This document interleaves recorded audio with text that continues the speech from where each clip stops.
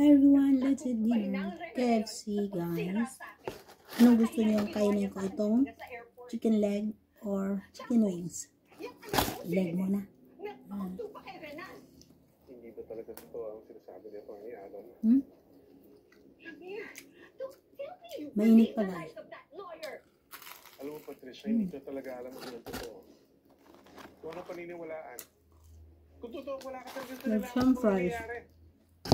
Pero huwag ka na magpumilit na umalis. Help with the investigation. Clear your name, prove your innocence.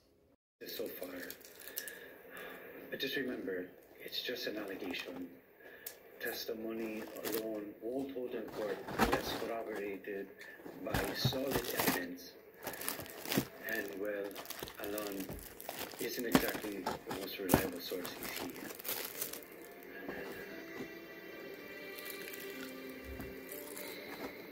Pero what if totoo? What if Renan is telling the truth? That Ino De Leon didn't kill my mother. And it was Patricia all along. Well, if that's the case, then we need more than speculation to act on. We need evidence, motive, and solid evidence beyond a reasonable doubt. Until then, Era, it's just conjecture. But if Patricia's guilty, kailangan ilabas yung totoo.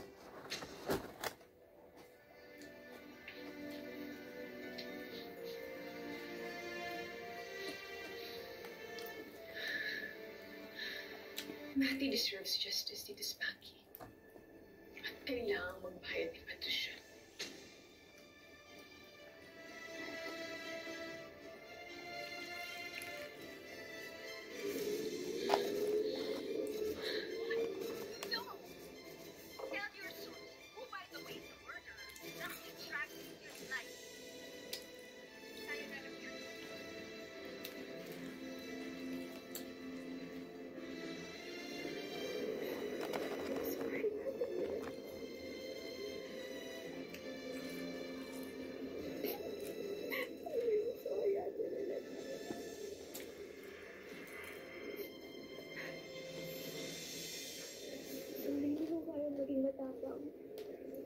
Para sabihin na totoo.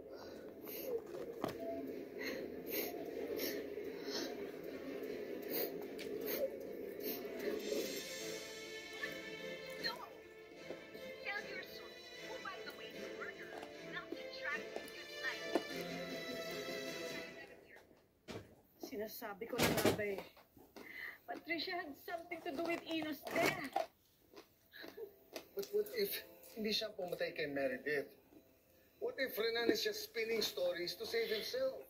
Everyone suspected that since the beginning. Our mistake was letting her slip through the cracks.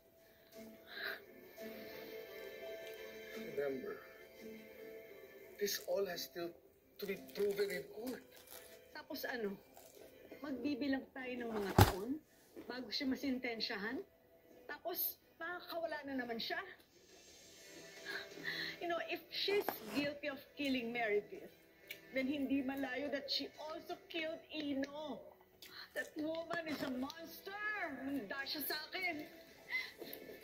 Wait, Lorena, huwag kang pabigla-bigla. Listen to me. Hayaan mo akong sugurin ng babae niyon. Wala pa tayo sa katibayan na si Patricia talaga pumatay kay Meredith. Or Ino for that matter. That Patricia, better find a good defense lawyer kung ayaw niyang mabulong sa kulungan. Okay.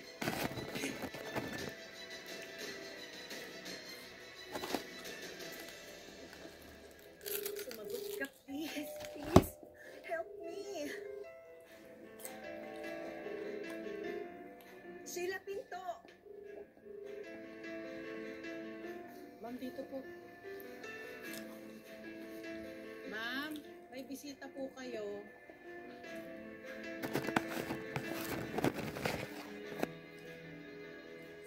Oh my God!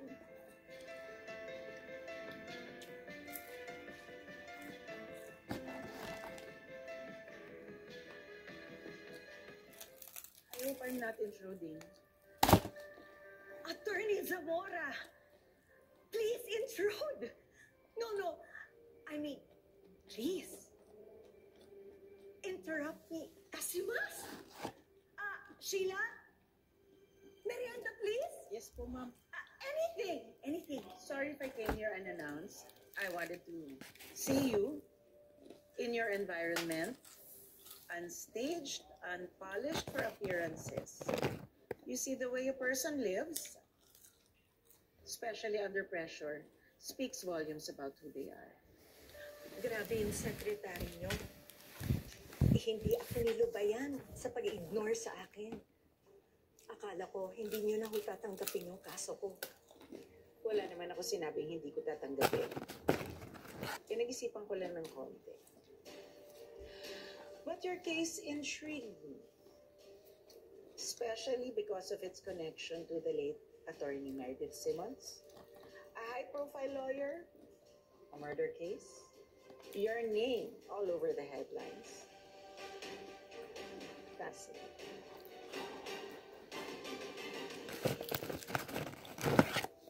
Posible rin may tama si Renan dyan, ha?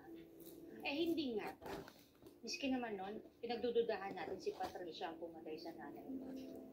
Pag napatunayan na yung Patricia na yan ang pumatay dito kay Atty. Mer, nako, lagot sa akin ako eh. Pero, Esty, paano ba tayo maghahanap ng ebidensya?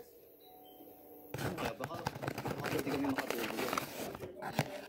Si Vivian, yung kaibigan ni Tita Patricia, sigurado kong maraming nalalaman yun.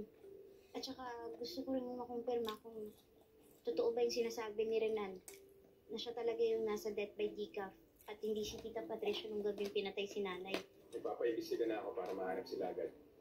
Pero sa tingin ko, marami pang hindi nasabi sa akin sa iyo. Kasama na doon, saan matatagpuan sila Vivian at Paco. Kurt, kailangan na natin silang mahanap. Kailangan natin ma-verify kung anong connection nila kay Tita Patricia at sa pagkamatay ni nanay. Mabuti na lang. Tinanggap ninyo yung kaso ko, attorney. Mrs. Engano, let me make myself clear. I don't take my cases lightly. I choose them. Pasalamat ka na lang at gusto kong hawakan ng